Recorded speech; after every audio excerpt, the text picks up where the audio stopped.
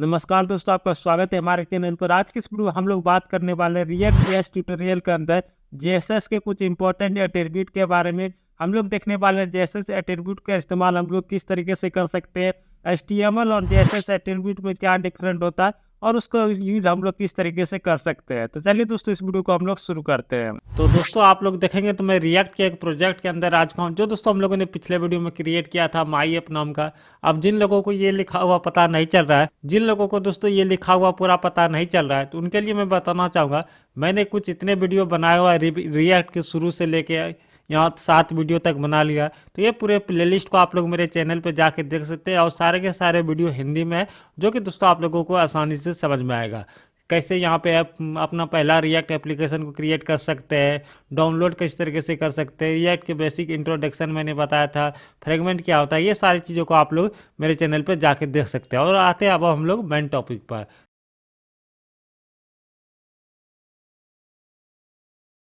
तो यहाँ पर आप लोग देखेंगे तो बेसिकली दोस्तों ये app.js नाम क्या है, एक कंपोनेंट है जो कि दोस्तों index.js के अंदर यहाँ पे रेंडर हो रहा है। ये सारी चीज़ों के बारे में मैंने आप लोगों को बताया हुआ है। अब दोस्तों हम लोग एट्रीब्यूट के बारे में बात करेंगे, बेसिकली दोस्तों JSX एट्रीब्यूट के बारे में। अगर दोस्तों आप लोग यहाँ पे एट्रीब्यूट को आ रहे हैं तो आप लोगों को HTML का कुछ इंपॉर्टेंट एट्रीब्यूट जो होता है उसको दोस्तों आप लोगों को पता होना चाहिए। अगर आप लोगों को पता नहीं है तो आप लोग इंटरनेट पर सर्च कर लीजिए HTML एट्रीब्यूट जैसे हो जाता है वहाँ पे। अगर आप लोग क्लास हो जाता है, आईडी हो जाता है, इमेज टैग के अंदर एसआरसी हो जाता है, बहुत सारे आप लोगों ने देखा होगा जो कि एट्रीब्यूट होता है। तो जो दोस्तों हम लोग यहाँ पे चलिए एक डिव लगाते हैं। पहले यहाँ पे हम लोग बेसिकली दोस्तों जेएसएक्स लिखते हैं, तो यहाँ पे मैं एक डिव लगाता हूँ। मान लीजिए मैंने यहाँ पे डिव लगाया इस तरीके से। अब मान लीजिए इसके अंदर मैं यहाँ पे क्लास एट्रीब्यूट लिखना चाहता हूँ। ये मैंने जेएसएक्स वाले शुरू वाले वीडियो में बताया था थोड़ा बहुत। यहाँ पे मान लीजिए दोस्तों मैं यहाँ पे क्लास एट्रीब्यूट यहाँ पे लिखना चाहता हूँ। इस तरीके से क्लास लिखते हैं ना, ये एट्रीब्यूट मैं यहाँ पे लिखना चाहता हूँ और इसका नाम कुछ भी दे देते हैं ABC इस तरीके से। ये एक हमारा डिव है। और दोस्तों यहाँ पे मैं एक H1 टैग भी लगाना चाहूँगा जिसके अंदर मेरा नाम रहने वाला है। इस तरीके से मान लीजिए दोस्तों मैंने एक डिव बनाया, डिव का क्लास एट्रीब्यूट लगा दिया उसके अंदर, और क्लास एट्रीब्यूट का इसका जो क्लास है ABC नाम से हम लोगों ने दे दिए। अब यहाँ पे एक उसके अंदर H1 टैग लगा दिया। अब दोस्तों हम लोग इसको कंट्रोल से सेव करेंगे और यहाँ पे इसको पहले हम लोग रन कर लेते हैं। रन करने के लिए बेसिकली दोस्तों आप लोगों को आना चाहिए, यहाँ पे दोस्तों आप लोग सीधा उस फोल्डर के अंदर जाएंगे। जैसे मेरा फोल्डर है माई ऐप नाम का, इसके अंदर बेसिकली दोस्तों हमारा प्रोजेक्ट का सारा फाइल है, तो इसके अंदर जाएंगे।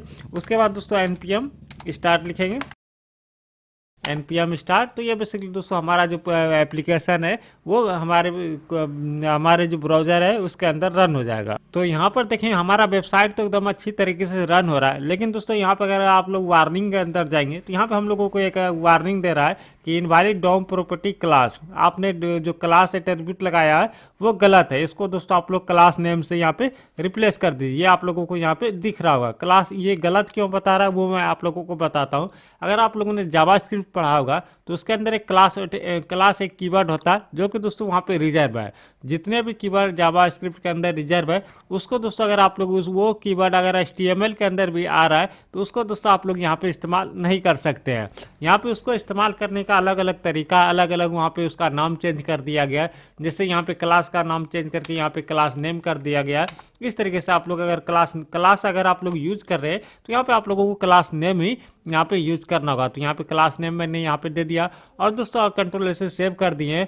और यहाँ पे हम लोग चलते हैं और फिर से इसको हम लोग एक बार रिप्लेस कर लेते हैं।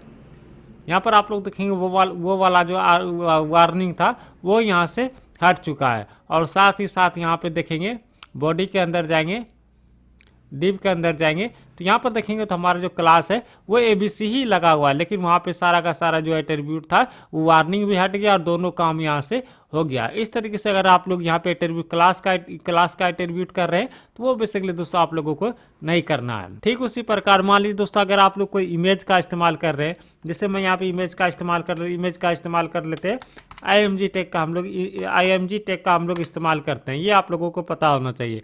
लेकिन दोस्तों जब हम लोग इमेज के अंदर SRC नाम का एक एट्रीब्यूट लगाते हैं, इसको मैं पहले क्लोज कर देता हूँ। तो यहाँ पर आप लोग देखेंगे इमेज के अंदर बेसिकली दोस्तों मैंने यहाँ पे अगर मैं बीच में लिख देता हूँ, बेसिकली दोस्तों अगर आप लोगों ने HTML में इमेज लगाया होगा तो वहाँ पे हम लोग इमेज टैग के अंदर बीच में कुछ भी नहीं लिखते हैं, सीधा दोस्तों हम लोग यहाँ पे इस तरीके से क्लोज कर देते हैं। तो ये बेसिकली दोस्तों हमारा गलत हो जाता है। अगर आप लोग यहाँ पर देखेंगे, अगर मैं यहाँ पे क्लोज नहीं करता हूँ तो यहाँ पर आप लोग देखेंगे मुझे एरर नहीं दे रहा है, लेकिन दोस्तों ये तो गलत है। और दोस्तों अगर आप लोग दोस्तों आप लोग अगर इस तरीके से इसको क्लोज कर देते हैं तो ये दोस्तों यहाँ पे सही बता रहा है, लेकिन दोस्तों हम लोग HTML के अंदर इसी तरीके से क्लोज करते हैं, फॉरवर्ड स्लैश बेसिकली नहीं देते हैं।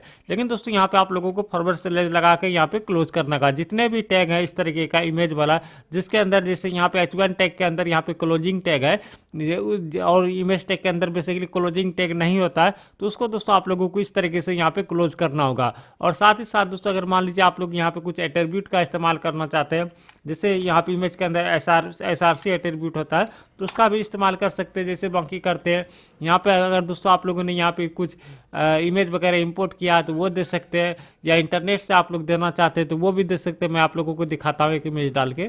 अगर दोस्तों आप लोग कोई डेवलपर है तो दोस्तों आप लोग इस वेबसाइट का यहाँ पे नाम का ध्यान रखिएगा। यहाँ पे दोस्तों आप लोगों को अगर आप लोग इमेज वगैरह कुछ लगाना चाहते हैं तो टेस्टिंग पर्पज से दोस्तों आप लोग ये सारे इमेज को यहाँ पे लिंक को कॉपी करके आप लोग अपने अंदर यहाँ पे डाल देंगे, तो बेसिकली दोस्तों आप लोगों का यहाँ पे काम हो जाएगा। यहाँ पर देखिए अब हम लोग चलते हैं अपने वेबसाइट के अंदर, यहाँ पे एक बार रिफ्रेश कर लेते हैं, और लोडिंग ना हो तो ये रिफ्रेश कर लेते हैं, उसमें क्या दिक्कत है। तो यहाँ पर आप लोग देख सकते हैं एक इमेज हमारे पास यहाँ पे आ गया, इसको मैं जूम कर देता हूँ।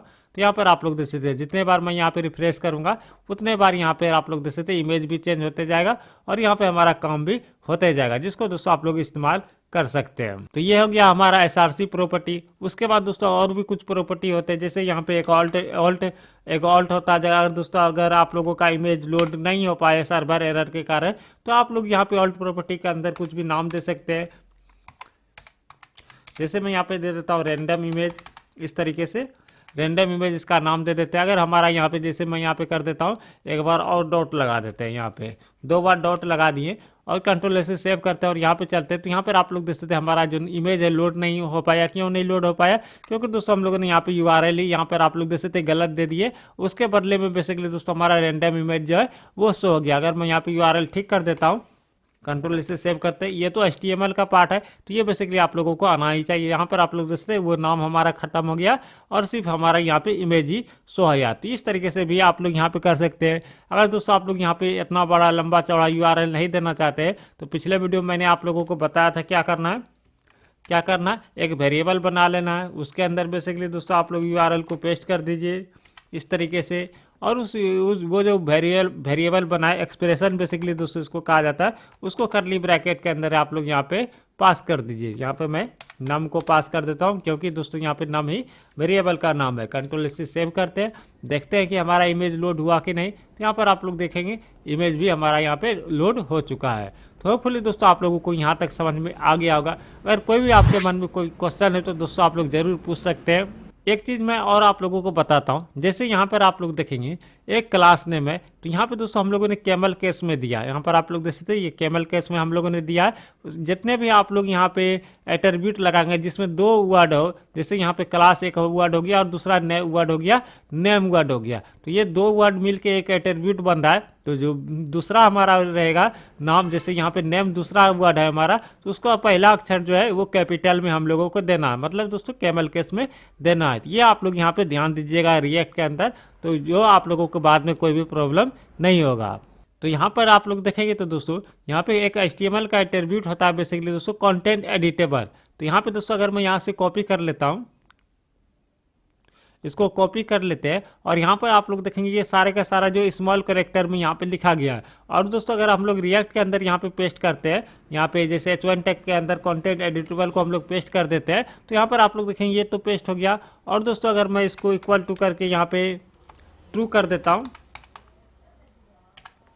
ट्रू कर देता हूँ, कंट्रोल से सेव कर देते हैं, तो यहाँ पे देखेंगे तो जो बेसिकली दोस्तों हमारा यहाँ पे वेबसाइट है, ये बेसिकली दोस्तों यहाँ पे एडिट हो पाता है कि नहीं। यहाँ पे देखेंगे तो ये तो एडिट हो रहा है, लेकिन दोस्तों इसके जगह पे हम लोगों को वार्निंग देगा कि तो बेसिकली दोस्तों आप लोगों ने कंटेंट एडिटेबल को यहाँ पे इस तरीके से कीजिए। यहाँ पर आप लोग देख सकते हैं तो कैमल केस में लिखिए, यही मैं आप लोगों को बताना चाह रहा था। कंटेंट एडिटेबल को यहाँ पे आप लोगों को ई जो है बेसिकली यहाँ पे कैमल केस में देना है, अगर आप लोग इस तरीके से दे देंगे तो ये बेसिकली दोस्तों हम लोगों को यहाँ पे वार्निंग जो है बेसिकली यहाँ वार्निंग तो नहीं देगा। यहाँ पर आप लोग देख सकते हैं वार्निंग नहीं देगा, एक दूसरा वार्निंग दे रहा है जो कंटेंट एडिटेबल बता रहा है कि ये content editable React DOM as content children manage by React. मतलब दोस्तों ये कह रहा है कि जो कंटेंट एडिटेबल आप लोगों ने दे दिया यहाँ पे, ये इसको दोस्तों यूजर यहाँ पे चेंज कर सकता है, इसके अंदर कुछ भी यहाँ पे लिख सकता है।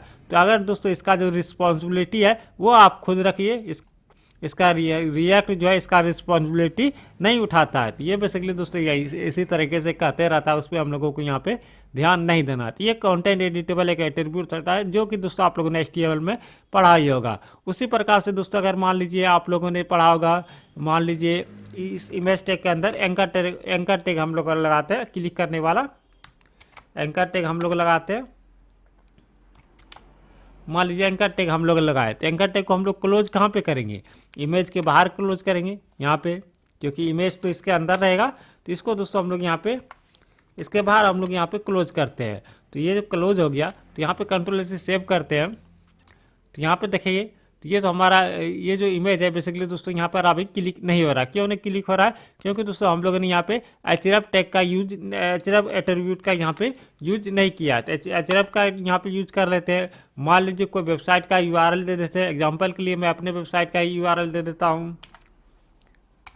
तो यहाँ पे बेसिकली दोस्तों इस वेबसाइट के अंदर हमारा ही वेबसाइट है, जिसके अंदर बेसिकली दोस्तों मैं यहाँ पे प्रोजेक्ट सब वगैरह बनाते रहता हूँ और आप लोगों को पहुँचाते रहता हूँ। तो यहाँ पर एक बार आप लोग जाके चेक भी कर सकते हैं, शायद आपके लाइक कोई प्रोजेक्ट मिल गया। जैसे मैं यहाँ पे दे दिया, और यहाँ पे एक और एट्रीब्यूट होता है बेसिकली दोस्तों आप लोगों ने अगर किसी दूसरे पेज पे भेजना है तो वो बेसिकली टारगेट एट्रीब्यूट होता है, जिसका इस्तेमाल आप लोग कर सकते हैं। तो यहाँ पे इसके बाद आप लोग ब्लैंक लिखते हैं, जो भी लिखना है लिख सकते हैं, कोई दिक्कत नहीं है। और दोस्तों मैं यहाँ पे इस इमेज के यहाँ पर आप लोग देखें, तो इस इमेज पे अगर मैं यहाँ पे क्लिक करता हूँ, एक बार रिफ्रेश कर देते हैं, तो यहाँ पर आप लोग देख सकते हैं अब हम लोग क्लिक कर सकते हैं। अगर मैं यहाँ पे इस पर क्लिक करता हूँ तो मैं अपने वेबसाइट के अंदर जा सकता हूँ। तो इस तरीके से बेसिकली दोस्तों आप लोग जैसे आप लोग HTML के अंदर एट्रीब्यूट का वगैरह का इस्तेमाल करते हैं, वो बेसिकली दोस्तों आप लोग यहाँ पर भी इस्तेमाल कर सकते हैं।